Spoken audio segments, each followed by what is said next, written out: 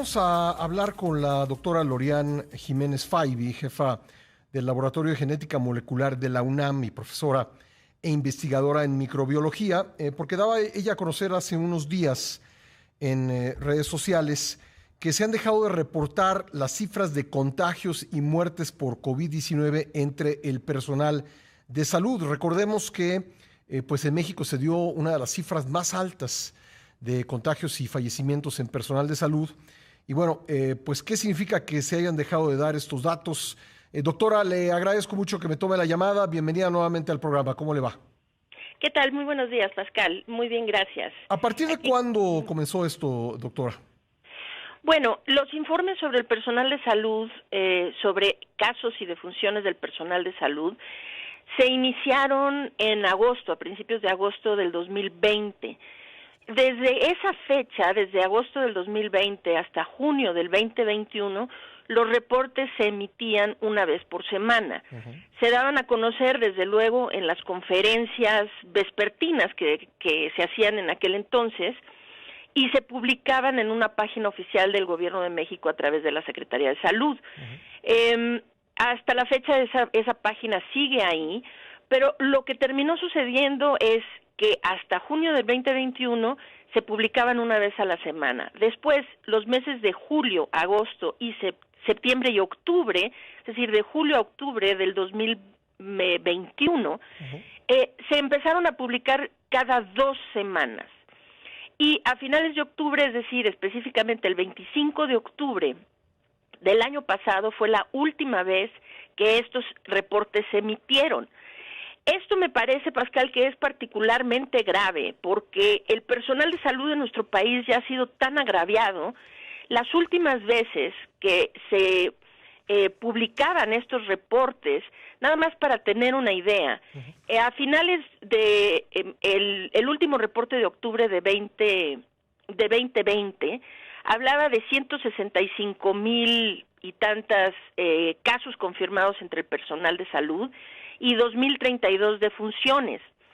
Si nos remontamos al último informe que se publicó, ya eran 321,000 y fracción casos. Esto significa 1.9 veces más casos durante el transcurso de ese año, y 4,639 defunciones entre el personal de salud. Esto es 2.3 veces más que el año previo.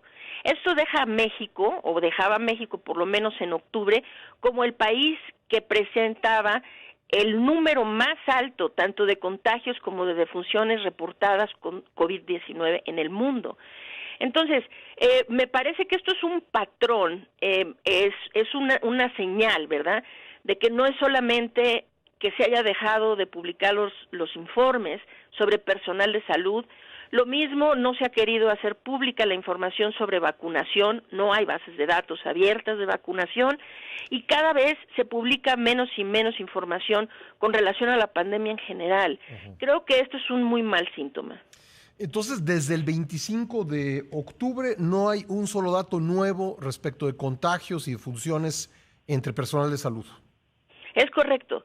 Y se venía haciendo una vez a la semana o por lo menos cada 2 semanas, de forma consistente durante todo el periodo desde agosto del 2020 y ahora desde octubre del año pasado no se ha vuelto a actualizar la cifra. Bueno, de acuerdo con los últimos datos publicados, los de los 321,000 contagios y 4,639 muertes, pues en ese momento era pues como el 10% de los contagios totales en el país, los oficialmente registrados, eran de personal de salud.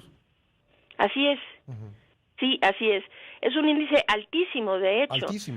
Altísimo. Y como digo, repito, somos el país que presenta la mayor cantidad de contagios y defunciones entre el personal de salud durante la pandemia. Esto, pues más que esconder esta cifra, debería de ser un indicador de que algo no va bien en términos de la forma como se protege, se cuida el personal de salud. Es decir, si en octubre del año pasado morían todavía tantos miembros del personal de salud ya estando vacunados, esto tuvo que haber sido una señal de alarma para saber que deberían haberse empezado los refuerzos de vacunación, es decir, las terceras dosis, al gremio de los profesionales de salud mucho antes de lo que se hizo, porque como sabemos no empezaron a recibir terceras dosis hasta este año. Pero si ya se tenía evidencia de que tantos seguían muriendo, ¿cómo es posible que no se hubiera actuado, no? Entonces, más allá de esconder las cifras, es que estos datos deberían de servir para tomar acciones que permitan disminuir la pérdida de vidas y, desde luego, pues esto es particularmente importante cuando hablamos del personal de salud. Ya, solo podemos especular, doctora. Evidentemente vamos a pedir información oficial de por qué dejaron de publicarse estas cifras, es decir, hace 3 meses que no hay estos datos, más de 3 meses que no hay estos datos, pero ¿a qué podría deberse? Pues no lo sé, creo que, como dije, yo creo que es una actitud general de que empieza a faltar, cada vez es más obvio, más enfática la falta de transparencia que se está teniendo con relación a los datos de la pandemia. Esto se está reflejando en muchos sentidos. Es decir, ahora, por ejemplo, se estanca la curva de contagios porque no hay suficiencia de pruebas diagnósticas.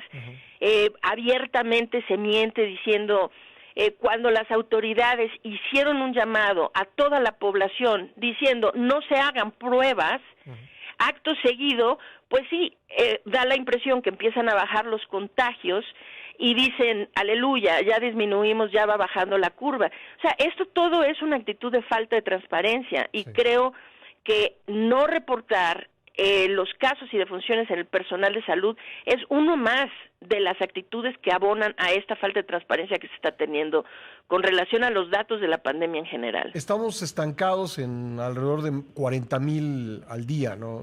Digo, entre semana, no me refiero a los fines de semana, pero entre semana más o menos por ahí anda, ¿no? Sí, andamos estancados más o menos en 40,000 al día, un poquito por abajo, pero hay que tener en consideración lo siguiente, que la positividad sigue escalando y está escalando de una forma realmente alarmante. Es decir, la positividad del día de ayer era casi del 60%. A nivel nacional, la positividad reciente, ¿no?, de los últimos 14 días. O sea, el porcentaje de personas que se hacen la prueba y salen positivas. Exactamente, porcentaje de gente que se hace prueba y sale positiva.